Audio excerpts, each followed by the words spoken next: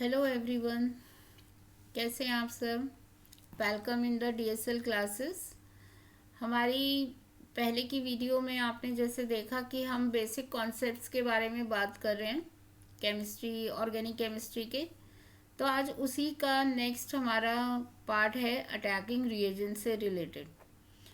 जैसा कि आप जानते हो कि जब तक आप बेसिक चीज़ें नहीं समझ लेते हो, ऑर्गेनिक केमिस्ट्री के मास्टर नहीं बन सकते।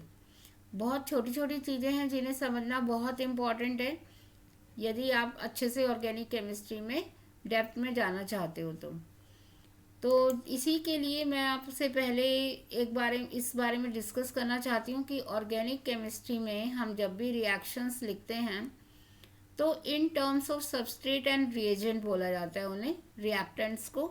लेफ्ट साइड हम हमेशा रिएक्टेंट्स लिखते हैं एंड राइट साइड हमारे क्या रहते हैं, हमेशा प्रोडक्ट रहते हैं।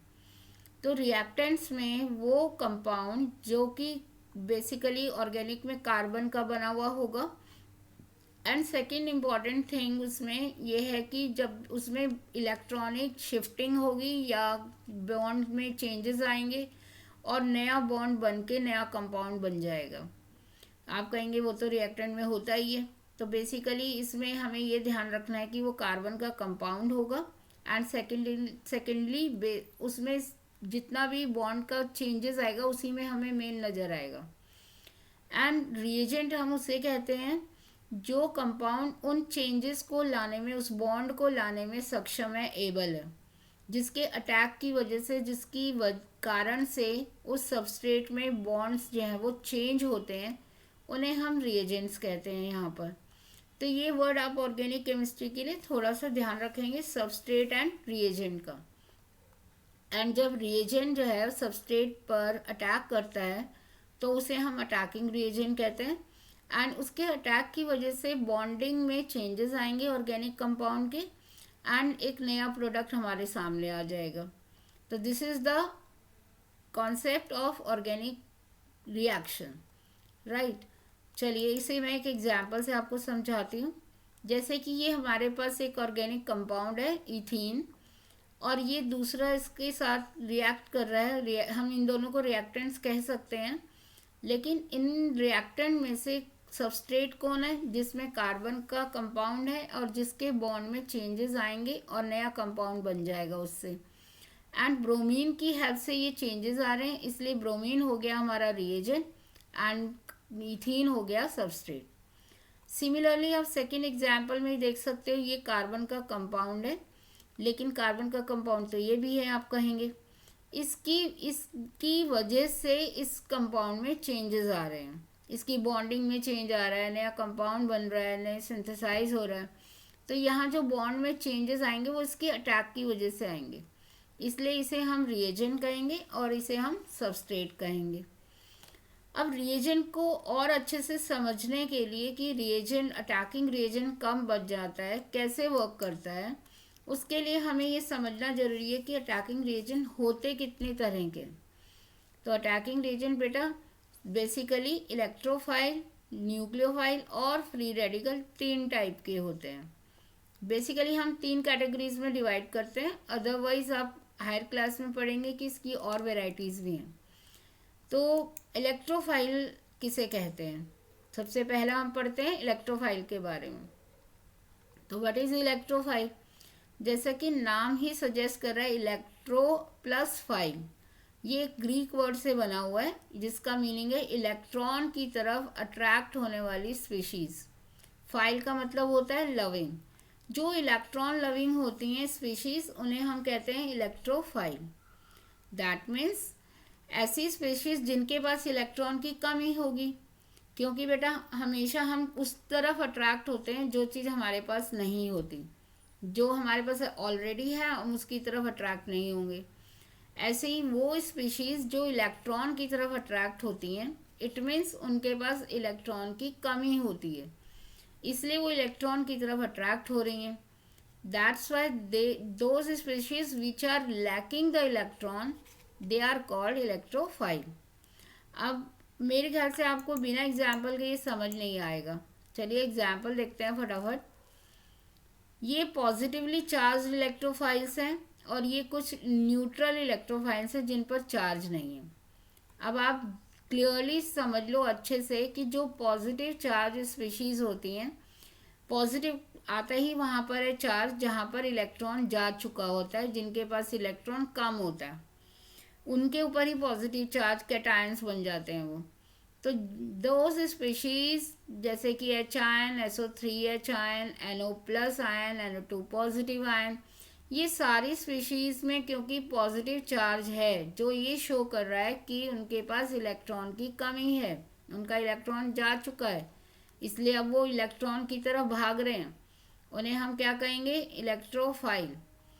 एज वेल एज वो स्पीशीज जो न्यूट्रल हैं, जिनके ऊपर पॉजिटिव चार्ज नहीं है लेकिन फिर भी उनके पास अपना ऑक्टेट पूरा नहीं हो रहा शेयरिंग के बाद भी, जैसे कि सेंट्रल मेटल आयन बोरोन के पास फ्लोरीन से शेयर करने के बाद भी 6 इलेक्ट्रॉन ही हो पाते हैं, it is still lacking the 2 electrons. So ऐसी स्पीशीज जिनका बॉन्डिंग तो कर ली है उन्होंने, लेकिन फिर भी बॉन्डिंग के बाद भी उनके पास इलेक्ट्रॉन की कमी है, वो भी न्यूट्रल होते हुए भी वो इलेक्ट्रॉन की तरफ अट्रैक्ट होती हैं, इसलिए वो इलेक्ट्रोफाइल ही कहलाएंगे। तो basically electrophile positive charge species भी हैं जो हमें क्लियरली नज़र आ रहा है, और न्यूट्रल भी हैं जिनके पास ऑक्टेट अपना पूरा नहीं है। ठीक है, तो अब आई थिंक क्लियर हो गया होगा इलेक्ट्रोफाइल किसे कहते हैं। चलते हैं दूसरी स्पीशीज पर, अटैकिंग रिएजेंट पर, जो है कि न्यूक्लियोफाइल। न्यूक्लियोफाइल इसका जस्ट अपोजिट समझ लीजिए कि जो न्यूक्लियस की तरफ अट्रैक्ट होने वाली स्पीशीज हैं उन्हें हम कहेंगे न्यूक्लियोफाइल। फाइल का मतलब loving and nucleo means nucleus. As we know nucleus जो है वो पॉजिटिवली चार्ज होता है, तो इट मीन्स पॉजिटिव की तरफ अट्रैक्ट कौन होगा, जो नेगेटिव चार्ज होगा।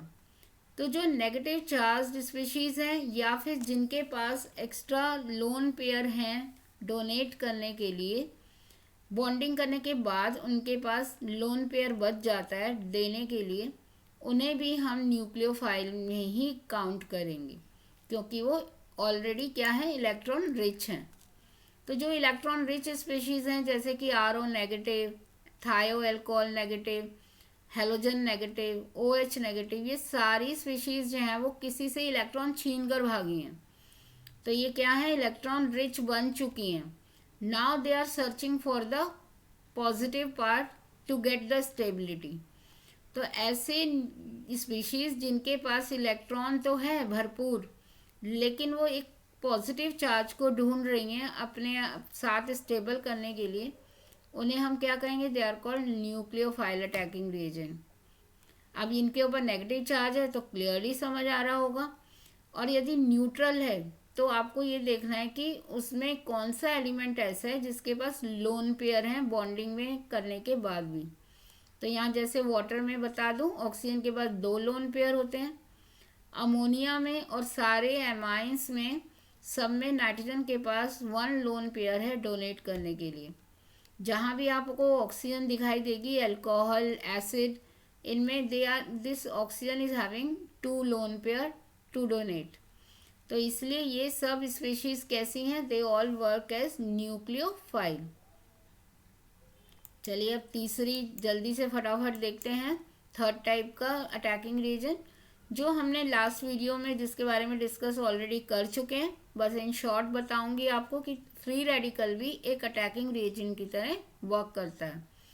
जैसे कि इलेक्ट्रोफाइल है, न्यूक्लियोफाइल है, रिएक्शन के बीच में बनते हैं, अटैकिंग रिएजेंट की तरह काम करते हैं। ऐसे जब भी एक मॉलिक्यूल सनलाइट या पेरोक्साइड की प्रेजेंस में होमोलिटिक फिशन होगा, उसमें बॉन्ड क्लीवेज होगा, और वो एक एक इलेक्ट्रॉन, हर एटम जो है, एलिमेंट जो है वो अनपेयर्ड इलेक्ट्रॉन वाला हो जाएगा लेने के बाद, उन्हें हम फ्री रेडिकल्स कहते हैं। जिसको यहाँ क्लियर नहीं हो रहा हो कि मैम बहुत जल्दी बता रही हैं फ्री रेडिकल के बारे में, तो वो इससे पहले की वीडियो देख लें होमोलिटिक फिशन और हेटेरोलिटिक फिशन की, उन्हें और अच्छे से क्लियर हो जाएगा कि फ्री रेडिकल कैसे जनरेट होते हैं। एंड क्योंकि वो अनस्टेबल होते हैं तो हाईली रिएक्टिव होते हैं, बहुत जल्दी रिएक्शन करते हैं, and they also work as attacking reagent. ठीक है, तो ये these are the 3 attacking reagent in the organic chemistry, electrophile, nucleophile and free radical. तो फटाफट एक इजी सा क्वेश्चन करते हैं ताकि हमें अच्छे से लगे कि हमें समझ आ गया है। ये रिएक्शंस हैं और इसमें जो अंडरलाइंड हैं स्पीशीज, इनको बताना है कि ये इलेक्ट्रोफाइल है या न्यूक्लियोफाइल है। बहुत इजी दिया है, अभी कोई कन्फ्यूज़न नहीं होना चाहिए। पॉज करिए वीडियो, अपने आप लिखिए एंड देन आंसर जो मैं बता रही हूँ उसे टैली करिए। तो आई थिंक आपने अपने आप अपनी कॉपी में लिख लिया होगा आंसर एंड देन आप टैली कर रहे हो मेरे साथ। जितने भी नेगेटिव चार्ज स्पीशीज हैं, they all work as the nucleophile because they are already rich in the electron and they will attract toward the nucleus. And the positive charge species क्योंकि इलेक्ट्रॉन डेफिशिएंट हैं तो वो electron की तरफ attract होंगी and obviously वो कैसा काम करेंगी, they are known as electrophile. तो ये शुरू के फर्स्ट, सेकेंड, थर्ड के CN, OH and NO2 minus, ये तीनों हैं न्यूक्लियोफाइल, और मिथाइलिनियम और सल्फोनियम ये 2 आयंस हैं इलेक्ट्रोफाइल।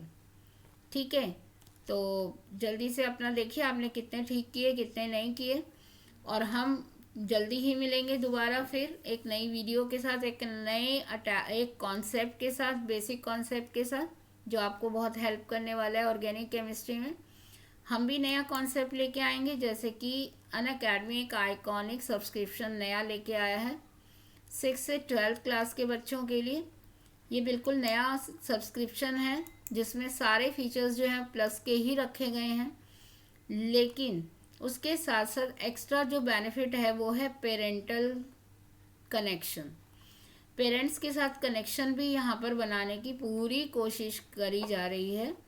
इसके लिए आपको पर्सनल मेंटरशिप मिलेगी, पर्सनल गाइडेंस मिलेगी 1 by 1 एंड साथ साथ आपकी जो प्लान स्टडी है वो मंथली या वीकली प्लान की जाएगी एंड इस वीकली प्लान को चेक किया भी जाएगा साथ साथ टेस्ट सीरीज से या क्विज वगैरह से। इन आपकी परफॉर्मेंस भी डिटेल इसकी चेक की जाएगी एंड इसकी डिटेल्ड जो रिपोर्ट है वो पेरेंट्स को दी जाएगी। एंड नेचुरली पढ़ते हुए और क्विज वगैरह टेस्ट सीरीज अटेंड करते हुए नेचुरली आपको डाउट्स भी आएंगे। जब पढ़ते हैं तो डाउट्स भी आते हैं, जो नहीं पढ़ते उन्हें कोई डाउट नहीं होता, उन्हें सब आता है या बिल्कुल नहीं आता है। तो यहाँ क्योंकि आप पढ़ेंगे, अच्छा पढ़ेंगे और कहीं ना कहीं कुछ अटकेगा क्वेश्चन, तो वो आपका लाइव डाउट सॉल्विंग सेशन में सॉल्व भी हो जाएगा। तो है ना बिल्कुल नया अमेजिंग आइकॉनिक सब्सक्रिप्शन और बहुत अच्छा सब्सक्रिप्शन है, प्लीज़ ज़रूर लीजिए।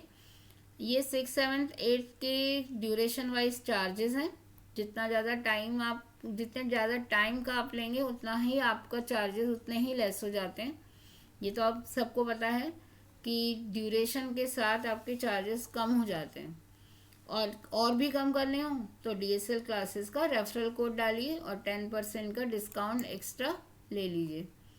तो 9, 10th, 11, 12 के ये चार्जेस हैं और आपके लिए भी सेम है कि DSL क्लासेस का रेफरल कोड डालिए और 10% डिस्काउंट मिलेगा।